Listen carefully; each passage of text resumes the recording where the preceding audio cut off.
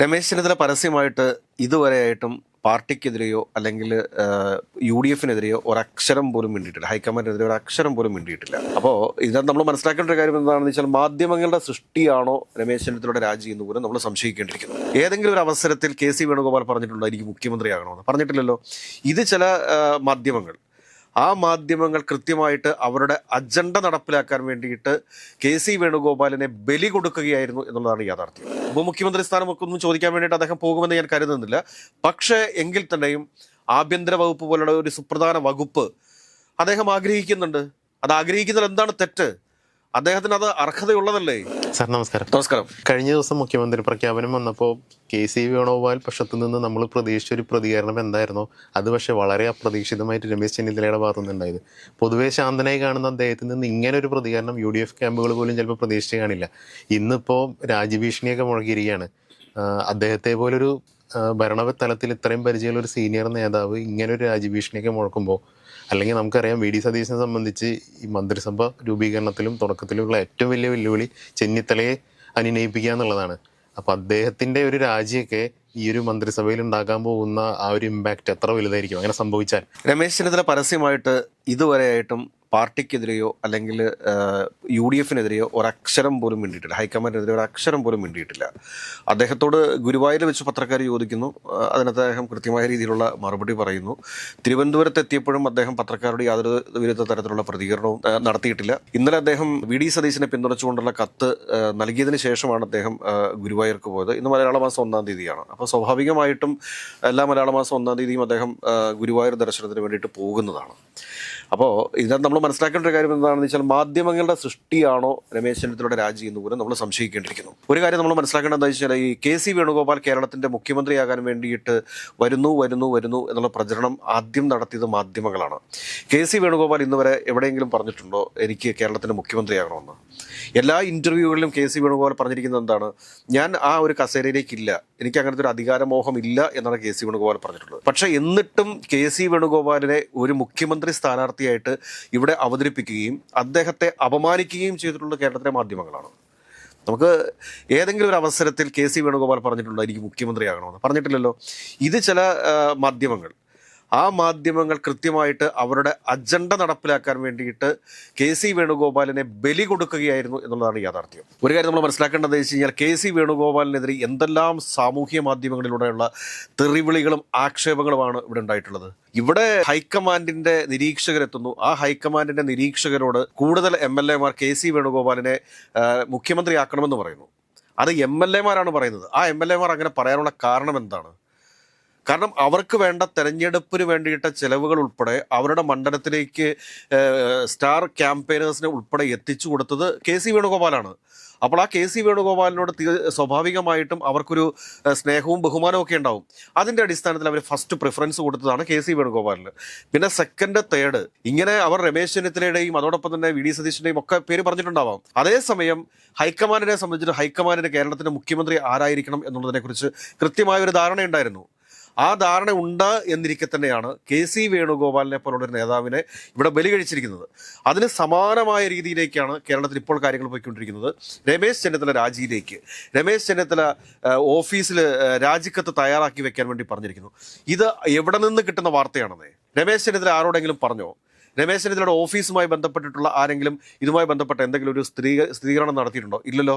ആരാണ് രമേശ് ചെന്നിത്തല എന്ന് അറിയാവുന്ന ഏതെങ്കിലും ഒരാൾ പറയുമ്പോൾ രമേശ് ചെന്നിത്തല രാജിവെക്കുമെന്ന്? രമേശ് ചെന്നിത്തലയെ സംബന്ധിച്ചിട്ട് അദ്ദേഹമാണ് ഈ സമയത്ത് ഏറ്റവും സീനിയറായിട്ട് മുഖ്യമന്ത്രി സ്ഥാനത്തിന് യോഗ്യനായിട്ടുള്ള ഒരു വ്യക്തി. അപ്പോൾ MLA-മാരുടെ ഭൂരിപക്ഷം പരിഗണിക്കാതെ വന്നു കഴിയുമ്പോഴത്തേക്ക് സ്വാഭാവികമായിട്ടും സീനിയോറിറ്റിയാണ് പരിഗണിക്കുക എങ്കിൽ മുഖ്യമന്ത്രിയായിട്ട് വരേണ്ടിയിരുന്നത് രമേശ് ചെന്നിത്തലയാണ്.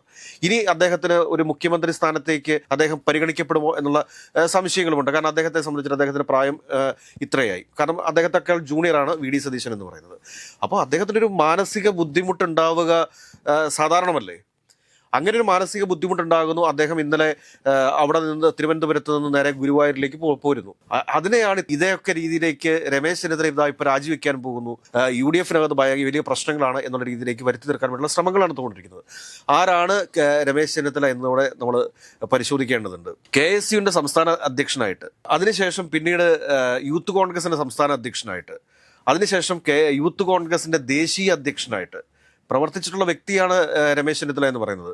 രമേശ് ചെന്നിത്തലയുടെ കൂട്ടത്തിൽ ദേശീയ കമ്മിറ്റിയിലുണ്ടായിരുന്ന അന്ന് അല്ലെങ്കിൽ രമേശ് ചെന്നിത്തല നിയമിച്ചിട്ടുള്ള പല സംസ്ഥാന യൂത്ത് കോൺഗ്രസ് പ്രസിഡന്റുമാരും പല സംസ്ഥാനങ്ങളുടെയും മുഖ്യമന്ത്രിമാരായിട്ടുണ്ട്, കേന്ദ്രമന്ത്രിമാരായിട്ടുണ്ട്. അങ്ങനെ ഇരിക്കുന്ന ഒരു സാഹചര്യത്തിൽ അദ്ദേഹം മുഖ്യമന്ത്രി സ്ഥാനം ആഗ്രഹിക്കുന്നതിൽ എന്താണ് തെറ്റുള്ളത്? ഒരു കാര്യം കൂടി നമ്മൾ ഓർക്കേണ്ടതുണ്ട്. 2001, 2006 കാലഘട്ടം, അതിൻ്റെ അവസാന നാളുകളിൽ കെ കരുണാകരൻ DIC എന്ന ഒരു പുതിയ പാർട്ടി ഉണ്ടാക്കി കേരളത്തിലെ കോൺഗ്രസിനെ നെടുവേ പിളർത്തുന്നു. എല്ലാ ബൂത്തുകളിൽ നിന്ന് 50ഉം 100ഉം പ്രവർത്തകർ കെ കരുണാകരൻ്റെ കൂട്ടത്തിൽ പോകുന്നു.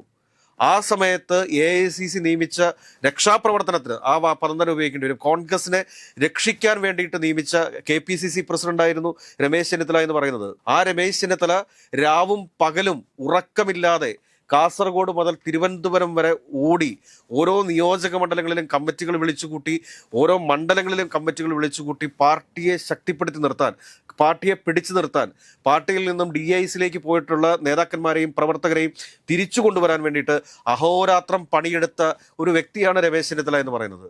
എന്നും സോണിയാഗാന്ധിക്കൊപ്പം ഉറച്ചു നിന്നിട്ടുള്ള, അല്ലെങ്കിൽ രാജീവ് ഗാന്ധിയുടെ ഏറ്റവും അടുത്തയാളായിരുന്ന, രാജീവ് ഗാന്ധി മരിച്ചിട്ടില്ല എന്ന് കരുതുക, രാജീവ് ഗാന്ധി മരിച്ചിട്ടില്ലായിരുന്നു എങ്കിൽ രമേശ് ചെന്നിത്തലയായിരുന്നു രാജീവ് ഗാന്ധിയുടെ ഏറ്റവും അടുത്തയാള്.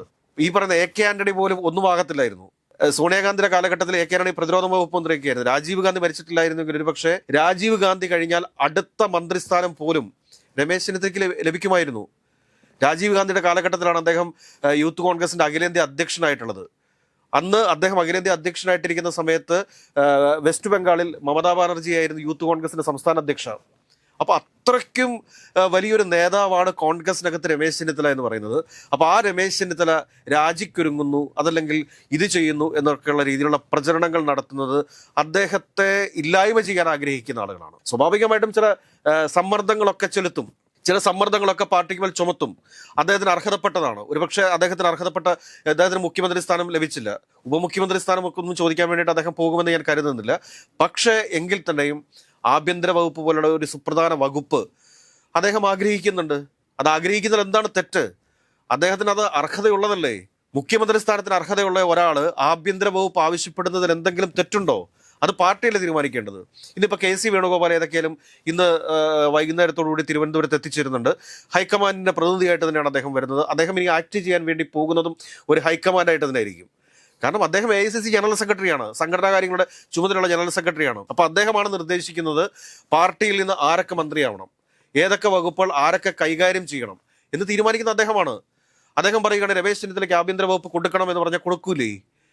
ഇന്ന് എനിക്ക് മനസ്സിലാക്കാൻ വേണ്ടി സാധിച്ചിട്ടുണ്ട്, തീർച്ചയായിട്ടും ഇന്ന് KC വേണുഗോപാൽ രമേശ് ചെന്നിത്തലയുമായിട്ട് കൂടിക്കാഴ്ച നടത്തും.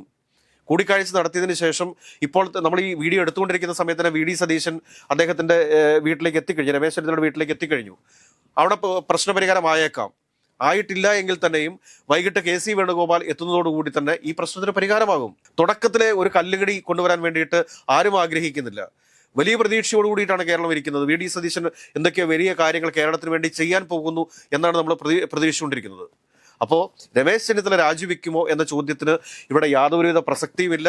അത് രമേശ് ചെന്നിത്തലയെ അറിയാവുന്നവർക്കറിയാം. അദ്ദേഹം ഈ പാർട്ടിക്ക് വേണ്ടിയിട്ട് ചെയ്തിട്ടുള്ള കഷ്ടപ്പാടുകൾ, ഏതൊക്കെ സ്റ്റേറ്റിന്റെ സംഘടന ചുമതല വഹിച്ചിട്ടുണ്ടോ അദ്ദേഹം, ആ സ്റ്റേറ്റിലൊക്കെ വളരെ കൃത്യമായിട്ട് സംഘടനാ പ്രവർത്തനങ്ങളെ ഏകോപിപ്പിക്കാനും സജീവമാക്കി നിർത്താനും രമേശ് ചെന്നിത്തലയ്ക്ക് സാധിച്ചിട്ടുണ്ട്. ഇപ്പം മഹാരാഷ്ട്ര ഇലക്ഷനിലൊക്കെ പരാജയം ഏറ്റുവാങ്ങേണ്ടി വന്നുവെങ്കിൽ തന്നെയും അവിടുത്തെ സംഘടനാ മെഷീനറിയെ ചലിപ്പിക്കാൻ തക്ക രീതിയിലേക്ക് മാറ്റങ്ങൾ കൊണ്ടുവരാൻ വേണ്ടിയിട്ട് രമേശ് ചെന്നിത്തലയ്ക്ക് സാധിച്ചിട്ടുണ്ട്. ഭാരത് ജോഡോ യാത്ര, ആ നിർദ്ദേശം ആദ്യമായിട്ട് കോൺഗ്രസിന്റെ പ്രവർത്തക സമിതിയിൽ വെച്ചത് രമേശ് ചെന്നിത്തലയാണ്. അപ്പൊ അങ്ങനെയുള്ള ഒരു ജനകീയ നേതാവായിട്ടുള്ള രമേശ് ചെന്നിത്തല രാജിക്കൊരുങ്ങുന്നു, രാജിക്കത്ത് തയ്യാറാക്കാൻ വേണ്ടി പറഞ്ഞു എന്നൊക്കെ പറഞ്ഞു കഴിഞ്ഞാൽ അത് വെറും മാധ്യമ സൃഷ്ടി മാത്രമാണ് എന്ന് വിശ്വസിക്കാനേ ഈ അവസരത്തിൽ നമുക്ക് സാധിക്കത്തുള്ളൂ. ഏതൊക്കെയാലും വരും മണിക്കൂറുകളിൽ നമുക്ക് കൂടുതൽ കാര്യങ്ങൾ നമുക്ക് അറിയാൻ വേണ്ടി സാധിക്കും. ആ സമയത്ത് നമ്മൾക്ക് കാര്യങ്ങൾ കുറച്ചുകൂടി വ്യക്തതയോടുകൂടി തന്നെ അപ്ഡേറ്റ് ചെയ്യാം എന്നെനിക്ക് തോന്നുന്നു.